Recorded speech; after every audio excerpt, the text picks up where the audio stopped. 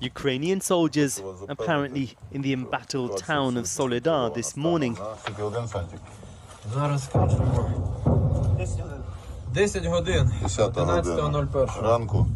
Insisting Russian forces have not yet taken control of the area.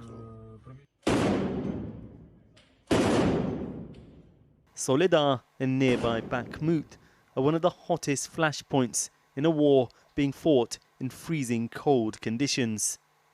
Russian forces have been throwing all they have at the towns, taking high casualties and inflicting huge destruction. Last night, Yevgeny Prigozhin, head of the once secretive Wagner group of mercenaries, uploaded a photo, apparently inside Soledar's salt mines. The area isn't as important strategically as it is symbolically. It would be the first significant Russian advance for many months. Prigozhin has led the fight around Soledar and is playing an increasingly prominent role in the conflict. Here, he was filmed encouraging Russian prisoners to sign up to fight in return for their sentences being quashed. But this is how many Russian recruits end up. The contract has ended and they're going home, Prigozhin says of the body bags in a video shot at the end of last year. Happy New Year, he adds. Well, we've seen the Wagner group in general go from a sort of pre-war shadowy mercenary outfit that primarily operated in Syria and Africa to being more integrated within the Russian military. And now we're seeing a further evolving of an overt and very public separate force led by Yevgeny Prigozhin himself. He obviously has a lot of ambition and he's using that group to try and achieve that. Soledar is not far from Bakhmut, also seen of continued heavy fighting. But British officials say Ukraine's defences there look likely to hold no matter what happens in Soledar. The other flashpoint right now is further north, where Ukrainian forces are making slow advances around the Russian-held town of Kreminna. A major counter-offensive is expected by the spring that could see Ukraine push down towards Melitopol, cutting off Russian supply routes to Crimea. Key to what happens next is access to weapons. These are American military vehicles en route to NATO's eastern flank. Today, British officials said they planned to send tanks to Ukraine. The army has long been asking allies for them, but until now have been turned down. NATO standard tanks are generally much better than their Russian counterparts. They're heavier. They have a lot of protection. They've got very good optics, but they also allow for a good range of firepower. But it really does depend firstly, how many Ukraine gets. It looks like the approach will be sort of modest amounts, but from many European contributing nations, which will give a main battle tank capability. Speaking to officials, Russian leader Vladimir Putin admitted life in annexed parts of Ukraine is difficult. But he's invested so much in this invasion, he's not backing down.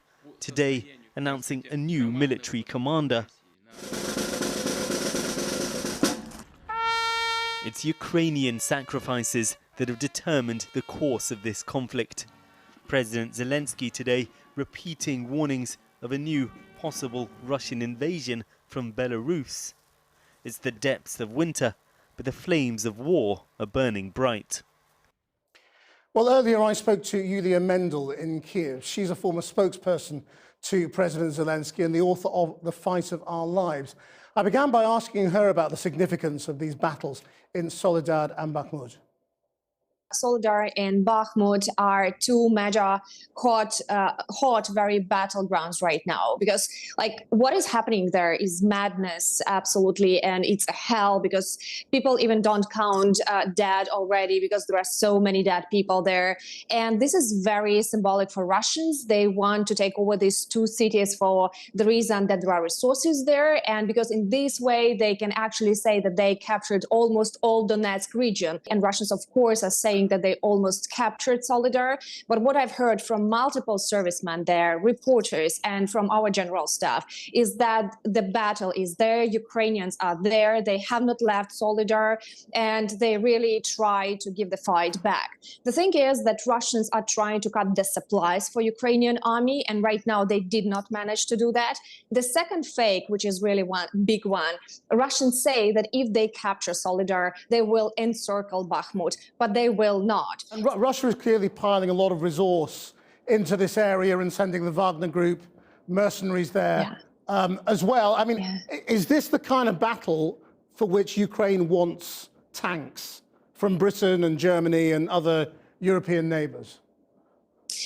This is one of these battles. Let me say that, yes, it's very hot in Donbass, but Russia right now is shelling 8 regions of Ukraine every day. Also, we see that there is a lot of Russian troops coming to Belarus, and they are trying to be near the border of Ukraine. The Ukrainian military leadership, they are always considering the scenario that Russia might want to make the next offensive through the Belarus. Of course, it can be just training. Of course, they can, play there to try to distract us. But also, this is the threat that we see.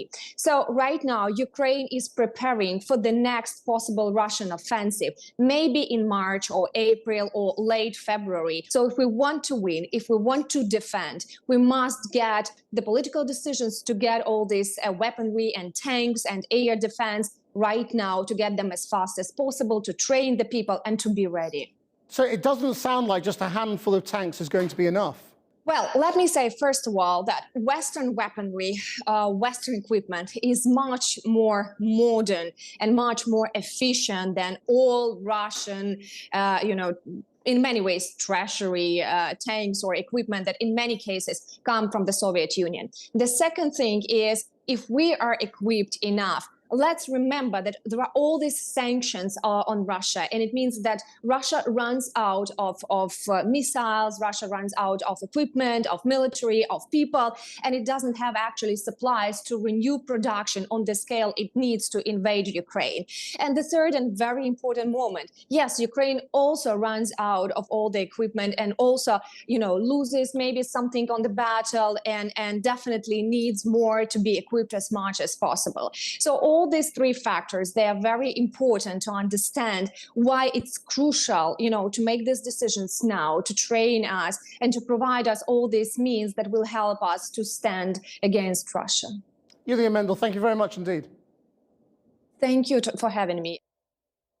Well, I'm joined now by the former US Defense Advisor to Ukraine, Liam Collins, who was founding director of the Modern War Institute at West Point, the US Military Academy. Liam Collins, do you think Ukraine will get the tanks it wants?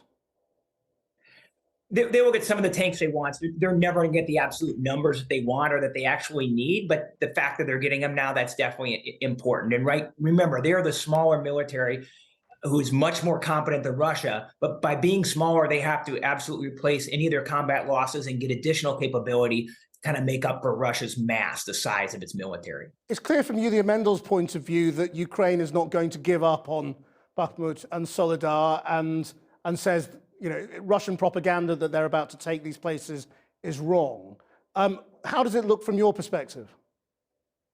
Yeah, I mean, Russia's always putting out this propaganda, so you really can't believe anything that's coming out of there. And what you can do is look at Bakhmut or Soledar or anywhere that the war has happened to date in the last 10.5 months. And Ukraine, again, being the smaller military, they can't afford to take significant losses. So what they do have fought extremely smart, given what they have, right? Defend where they can. They retreat when they must so that they can conduct counterattacks on a time and place that's conducive to and favorable to their conditions. And we've seen this play out. So they will not pull out of either of them unless they have to, right? To preserve combat power. But then it's really just a short-term give up of terrain that really offers no strategic or tactical value, and then retake it at a later day with a counteroffensive that we saw in the defense of Kyiv, and we saw when we took territory in Kharkiv and Kherson. What does their use of these Wagner Group mercenaries tell us about the state of Russian forces? Yeah, I mean, it shows how sad of a state that Russia's military is. Not only that they have to rely on these kind of extra military forces, but also the news of changing the leadership in the Defense Department there. the constantly changing of generals as well shows, one, that things aren't going well after rotating through the leadership this much. And two, the leadership that they rotate out, they don't seem to fire. They just move them into other positions, which shows that Russia really doesn't have a deep bench of generals to put in these key positions. So how does the timeline now look to you when you look ahead on this war? Yeah, I mean, it doesn't change from what I kind of saw in the first couple months of the war. This is going to be a long, drawn-out fight, right? If you think of how can you reach any kind of negotiated settlement, Ukraine cannot give up any territory to Russia because, look, they never got their Donbass back since 2014 and 2015, so they don't have any expectation that if they enter into peace negotiations, they'll get the territory back. And Russia doesn't seem likely, right, to give up everything that they've taken to date. And so if you look at that, what kind of negotiated settlement can you have? There's nothing that's sustainable for either partner. So it's going to drag on until, right, either Ukraine cannot fight, but as long as, they get the support, they'll be able to do this. I mean, they won't give up, and they'll turn to guerrilla warfare if they have to. But until Russia just decides it's just too costly and they have to pull out. So is this sort of a battle of who can supply the two armies and keep them going? Yeah, I mean, really to some extent, right? As long as Ukraine has the capacity to fight, they will. And even after they lose this capacity, they will fight, right? They will operate in guerrilla warfare if it came to an occupation, which it wouldn't. And the same thing for Russia, right? Until they decide, hey, this is just too costly, they're going to continue to do that. But they're just not at that point yet, despite the cost that they've incurred to date. They just aren't there yet. It's going to take a while until they figure that out. Liam Collins, thank you very much indeed for your time. Thank you.